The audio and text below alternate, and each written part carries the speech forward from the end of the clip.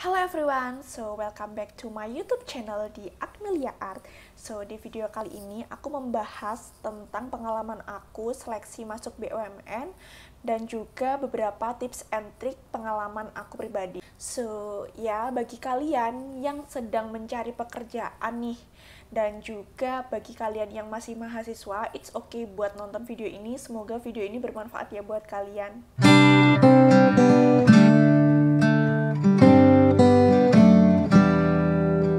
For your information, aku kerja di salah satu BUMN konstruksi di Indonesia, which is PT PP. Aku harap video ini bisa mencakup keseluruhan ini ya, wawancara di BUMN. Oh ya, kalian tahu nggak PT PP itu apa? Ya, banyak sih mungkin dari kalian yang belum tahu ya, tapi aku yakin yang teknik sipil pasti tahu nih. PT PP itu apa ya kan? Bagi kalian yang belum tahu, search aja di Google ya, dia bergerak di bidang konstruksi. Yang aku tahu di BUMN ini ada 2 jalur masuk. Yang pertama itu MT atau Management Trainee, dan yang satu RMID, yaitu ikatan dinas gitu. Bedanya apa MT sama RMID? MT ini nggak dapat beasiswa, yang RMID itu dapat beasiswa. Jadi 1 semester itu kalian dikasih uang saku oleh perusahaan ini. Aku yakin di beberapa perusahaan juga banyak kok yang buka lowongan ini. Jadi aku masuk kerja atau dapat kerja itu sebelum aku lulus. Nah, itu memang salah satu goals yang aku pengenin saat aku maba. Dan alhamdulillah tercapai. Step by step untuk seleksi itu ada 6. Nah, banyak banget ya. Ya, aku aja ngerasa ini tuh lama banget. Dan ini menghabiskan kurang lebih 6 bulan ya. Jadi 1 semester itu seleksi, karena pengumuman satu dengan pengumuman lainnya itu jaraknya hampir sebulanan gitu. Jadi nunggunya lumayan harap-harap cemas. Dan banyakin doa aja pokoknya. Step pertama, tahap administrasi. Yang pertama itu kalian harus mengisi formulir, lalu mengupload transkrip akademik. Yang ketiga ialah mengupload CV kalian. Nah, biasanya mengisi formulir itu harus di website resmi mereka. Jadi setiap perusahaan atau BUMN itu biasanya memiliki website resmi tersendiri. Coba kalian searching misalkan di PP ini e-recruitment.ptpp.co.id. Biasanya sih e-recruitment.namaperusahaan.co.id. Nah, kalian bisa cek deh mulai sekarang. Biasanya setiap perusahaan itu mengumumkan adanya job vacancy selain di Instagram itu di website resminya. Nah, dengan begitu kalian bakalan lebih yakin nih kalau ini tuh bukan penipuan, karena biasanya sekarang tuh banyak ya penipuan yang mengatasnamakan perusahaan besar yang nantinya akan dipungut biaya. Perlu kalian tahu bahwa mostly itu kalau misalkan melamar kerja itu nggak butuh ada fee tambahan atau lain sebagainya. Jadi ini tidak dipungut biaya. Untuk tips dari aku, yang pertama, saat isi formulir itu harus hati-hati banget. Jadi kalian lihat 1 kolom, 1 baris per masing-masing biodata kalian itu apakah sudah benar apa enggak. Terus habis gitu, yang kedua ialah jangan lupa disubmit, karena banyak kasus teman-teman aku itu pas waktu pengumuman dia nggak dapet email. Kan biasanya habis pengumuman itu dapat email. Nah, itu dia nggak dapet email. Terus usut punya usut, setelah buka websitenya lagi, ternyata dia lupa nge-submit. Jadi biasanya itu si websitenya ini itu ada opsi simpan sementara atau simpan, dan sebelah kanannya itu submit. Jadi dia cuma simpan aja tanpa disubmit. Jadi make sure bahwa aplikasi kalian itu telah tersubmit dan sudah diterima dengan baik oleh perusahaannya. Yang kedua, tips yang kedua itu CV kalian pastikan yang berbobot.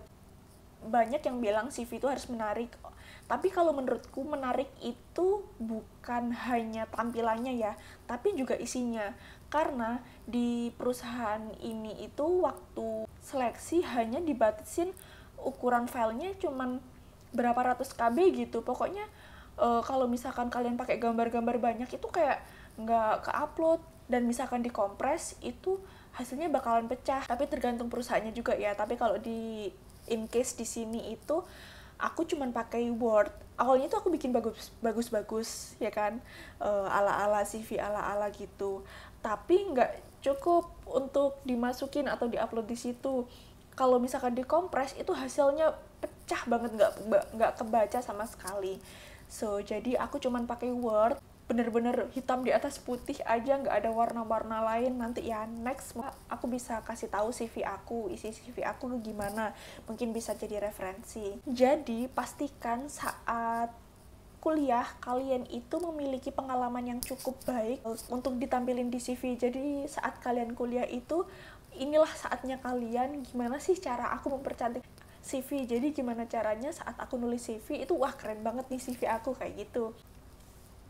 Jadi kalian bisa ikut acara BEM, BEM fakultas, BEM universitas, himpunan, dan lain sebagainya. Yang penting itu soft skill kalian terasah dan bisa meningkatkan soft skill kalian yang untuk nantinya berguna di dunia kerja. Tapi itu aja belum cukup, karena tips yang ketiga adalah IPK kalian paling nggak harus memenuhi standar minimal dari perusahaan. Di sini itu minimalnya biasanya 2,75.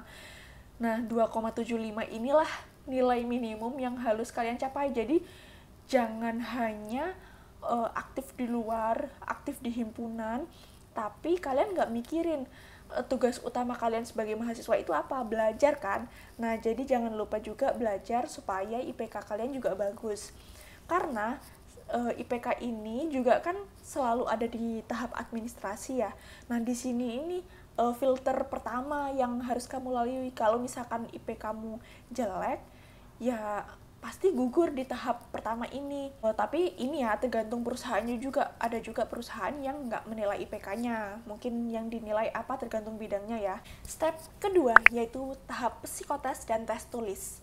Di tahap ini itu mungkin yang lolos hanya 10% dari total peserta di awal. Tes psikotes ini kalian bisa cari di Google ataupun buku-buku di Gramedia, itu banyak tes psikotes. Jadi kayak berupa perhitungan, terus gambar, pola-pola, seperti itu. Dan juga ada gambar yang disuruh gambar pohon, gambar manusia. Kalian cari sendiri ya di Google, itu banyak sekali latihan-latihan tentang tes psikotes ini. Nah, tapi aku juga nggak tahu ya, sebenarnya yang bagus itu yang seperti apa. Mungkin anak psikolog itu pasti yang lebih paham, karena memang rahasia ya. Soalnya aku pernah tanya ke temanku yang psikolog, itu ternyata rahasia gitu. Jadi disesuaikan juga kepada perusahaan, mereka mau nyari yang seperti apa, mau nyari orang yang gimana, itu nanti terlihat di psikotes itu. Jadi menurut aku jadilah diri sendiri aja. Nah, untuk yang selanjutnya setelah tahap psikotes itu masih di rangkaian yang sama, itu aku 1 hari itu bener-bener dari jam 8 sampai jam 5 itu tes psikotes. Nah, di tengah-tengah tes psikotes ini aku dipanggil. Jadi kita itu dipanggil dan dibentuk menjadi kelompok-kelompok kecil, yang mana itu tuh FGD. Jadi di FGD ini kita dikasih selembaran kertas yang mana suatu case. Nah, kita disuruh berdebat nih istilahnya, mengutarakan pendapat kita sebenarnya seperti apa. Nah, untuk yang case aku itu kemarin itu tentang jadi ada sebuah perusahaan 6 karyawan. Nah, yang pertama ini karyawannya dia mengerjakan tugas dengan tepat waktu, terus dan lain sebagainya, tapi dia nggak mau lembur. Terus yang ini dia memiliki ide-ide cemerlang, tapi dia sangat kolot, maksudnya nggak mau ada perubahan baru dan lain sebagainya. Pokoknya setiap masing-masing 6 orang ini memiliki plus minus kepribadiannya masing-masing. Nah, kita disuruh memilih karyawan terbaik bulan itu. Nah, kita debat tuh di situ, satu yang berhak untuk mendapatkan karyawan terbaik itu siapa, seperti itu. Jadi macam-macam sih case-nya.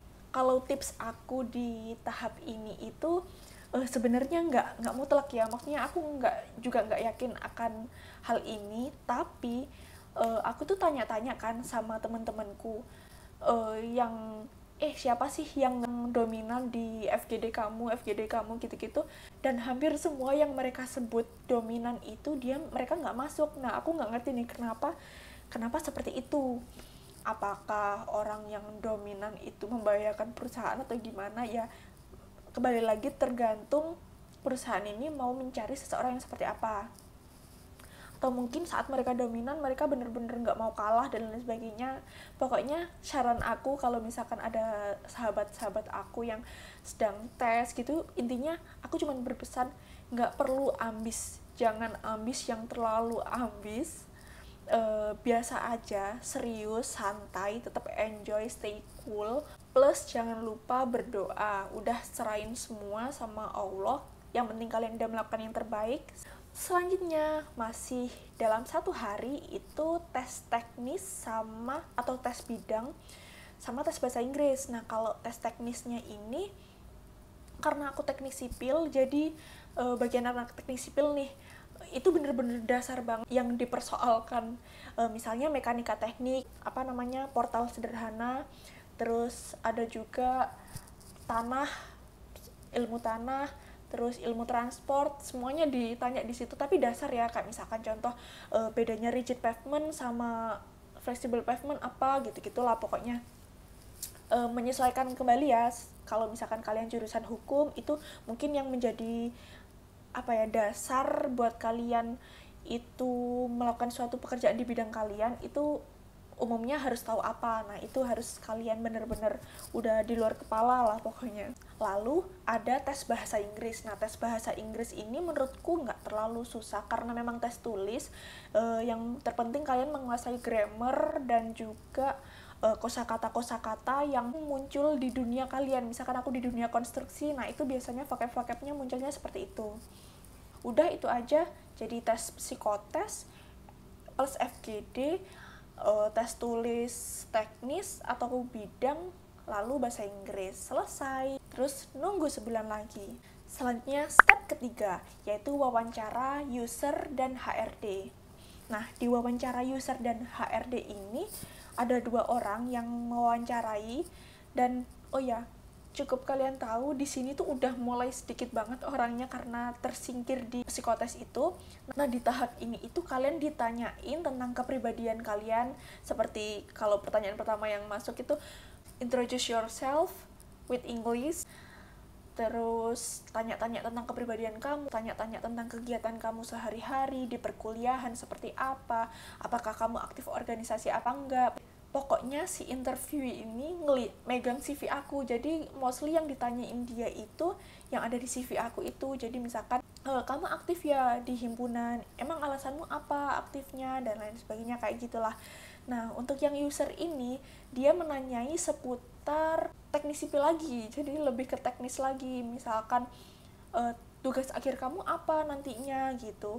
Terus dia nggambarin bidang momen yang cukup kompleks menurutku, tapi percayalah itu bakalan bisa kamu selesain dengan hanya melihat ya. Kalau misalkan kamu ini sih bener-bener kuat basic engineeringnya, pasti kamu bisa deh ngerjainnya. Tapi yang pasti di sini masih ada soal-soal atau teknis-teknis seperti itu, selain kepribadian dan lain sebagainya. Dan yang terpenting adalah pertanyaan tentang kamu pengen digaji berapa, itu ada di sini. Terus kamu bakalan siap atau enggak ditempatin di seluruh Indonesia, karena ini konstruksi ya, jadi proyeknya di mana-mana, jadi ditanyain itu. Nah, ya silahkan jawab sejujur-jujurnya, tapi kalau misalkan kalian mau daftar di sini ya otomatis maulah ya ditempatin di mana aja. Kan mereka juga mencarinya orang yang fleksibel. Tapi kalau misalkan kalian nggak mau dengan alasan sesuatu, ya terserah. Tapi aku nggak tahu sih kalau misalkan kalian jawab itu mereka bakal terima apa enggak. Aku kurang tahu di situ. Kalau tips aku di wawancara kali ini itu just be confident. Bener-bener ini aku gitu. Kayak kalian itu layak gitu loh terpilih di perusahaan ini, dan tunjukin bahwa kalian mampu dan bisa untuk menyongsong tantangan ke depan. Dan juga jangan sampai bohong ya, karena aku yakin si user maupun HRD-nya ini bakalan tahu kalau misalkan kamu berbohong apa enggak. Selanjutnya step keempat ini wawancara SVP HRD. Jadi Senior Vice President HRD ini bosnya 2 orang yang wawancara di step sebelumnya. Jadi saat aku diinfo kalau misalkan aku lolos tahap selanjutnya, aku diinfo untuk membuat sebuah presentasi maksimal 5 slide yang berbicarakan tentang satu, perkenalan diri kamu, yang kedua itu pengalaman kerja dan pengalaman organisasi, yang ketiga motivasimu untuk bekerja di sini dan apa sih yang kamu expect atau yang kamu inginkan dengan bekerja di sini, itu kamu akan menjadi seperti apa, kamu ingin apa, itu kalian tuangkan di sini. Yang selanjutnya ialah pengetahuan kamu tentang dunia konstruksi. Kalau misalkan itu karena aku di perusahaan konstruksi ya, mungkin kalau misalkan di perusahaan perbankan, apa saja yang kamu tahu tentang perbankan. Jadi tergantung di mana kalian mendaftar perusahaannya. Dan saat presentasi, aku selalu mengusahakan aku pakai bahasa Inggris. Ya meskipun nanti kalau misalkan mereka menanggapi dan dari pertanyaannya terus kita agak kesusahan dalam bahasa Inggris, mereka it's okay kok kalau misalkan kita izin buat pakai bahasa Indonesia, mereka membebaskan. Karena juga teman aku yang juga barengan itu ada juga yang pakai bahasa Indonesia dan juga dia lolos. Jadi harusnya itu lebih kepada gimana kalian mendeliver beberapa poin tadi dengan baik, efektif, efisien, dan benar-benar terpercaya agar mereka mengambil keputusan yang tepat untuk memilih kita. Di wawancara ini udah nggak ngomongin teknis lagi, tapi lebih kepada gimana benar-benar kayak gimana kalau kamu ditempatin di Papua, apakah kamu mau seperti itu, terus misalkan menurut kamu definisi kerja itu apa, kayak gitu-gitulah pokoknya. Pertanyaan seputar gimana kamu kalau misalkan sudah ditempatkan di situ dan beberapa kondisi-kondisi yang mungkin terjadi di sana dan kamu apakah sudah siap apa enggak, seperti itu pertanyaannya. Step kelima yaitu wawancara direksi. Iya, kalian nggak salah dengar, ini benar-benar direksi yang mewawancarai kalian. Jadi gimana ya, kalau misalkan yang ikatan dinas ini itu sampai wawancara direksi, tapi kalau misalkan kalian ikut yang MT itu nggak sampai wawancara direksi kok, cukup yang sampai SVP HRD aja. Nah, untuk kasus ini bagi kalian mungkin yang mendapatkan jalur yang sama dengan aku, wawancara direksi itu seperti apa. Jadi kalian saat awal itu dimasukkan sebuah ruangan dan sebuah kertas di mana itu tuh kalian harus mengerjakan case study. Jadi misalkan kalian menjadi sebuah project manager, terus ada masalah seperti ini, nah langkah apa yang akan kalian tempuh untuk menyelesaikan masalah ini, dan hasil dari jawaban ini kamu harus presentasikan di depan direksi. Pokoknya harus paling enggak itu benar-benar harus meyakinkan, dan yang pasti harus didasari dengan keilmuan kalian ya, sehingga di sini tuh kalian itu dinilai benar-benar mengerti, wawasan kalian itu benar-benar diketahui di sini. Dan di wawancara direksi ini dari beberapa ratus orang yang daftar itu hanya 4 yang kepilih sampai level atas ini. Jadi ini benar-benar ya cukup memakan waktu dan tenaga ya. Selanjutnya kita diinfo bahwa kita berhak mendapatkan beasiswa atau uang saku setiap bulan, tapi belum tentu diterima ya, masih ada tahap selanjutnya. Nah jadi setelah tes ini itu aku ya menjalankan semester akhirku seperti biasa, mengerjakan tugas akhir, tapi setiap bulannya itu mereka ngasih exercise yang mana kita harus ngumpulin atau nge-report setiap bulan atau menjawab exercise tersebut untuk dikirimkan ke HRD mereka, sehingga mereka bisa selalu keep in touch sama kita dan make sure bahwa kita itu benar-benar terasah. Jadi mereka itu ngasih pertanyaan-pertanyaan seputar perusahaan, seputar case study. Nah selanjutnya setelah lulus kita tinggal hubungi aja HRD, misalkan kayak, Pak saya sudah lulus, selanjutnya apa ya. Aku waktu itu dapat email disuruh medical check up, jadi mereka sudah menunjuk sebuah lab yang waktu itu kalau nggak salah Paramita ya, Paramita itu kita datang terus ngomong mau apa, saya misalkan Akmila Aswarini mau seleksi ini dari perusahaan ini, mereka biasanya udah tahu karena memang udah dihubungi sama perusahaan sebelumnya.